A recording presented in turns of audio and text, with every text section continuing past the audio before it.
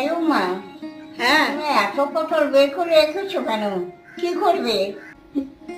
আজকে তো নিরামিষ, তাই ভাবছি যে পটল দিয়ে পটলের দম করব। আলুর দম শুনেছি, পটলের দম তো শুনিনি।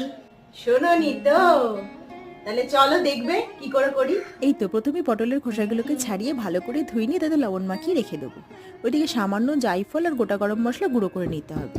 আর ধনে, জিরে আর শুকনো লঙ্কা একসাথে বেটে নিতে হবে। ব্যাস, বাটাবাটি কিন্তু এবার পুরো কমপ্লিট।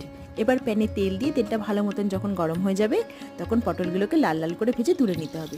ওই তেলের মধ্যেই বাটা মশলা সামান্য নুন হলুদ দিয়ে কষিয়ে নিতে হবে। কষানো হয়ে গেলে দিয়ে দিতে হবে 2 চামচ ফেটানো টক দই আর সামান্য একটু চিনি। এবার দিয়ে দাও ভাজা পটলগুলো, ব্যাস চাপা দিয়ে দাও। পটলগুলো যখন একদম সেদ্ধ হয়ে যাবে তখন নামানোর আগে দিয়ে দাও গরম মশলা গুঁড়োটা। এই দেখো ঠাম্মা, রেডি কিন্তু পটলের দম।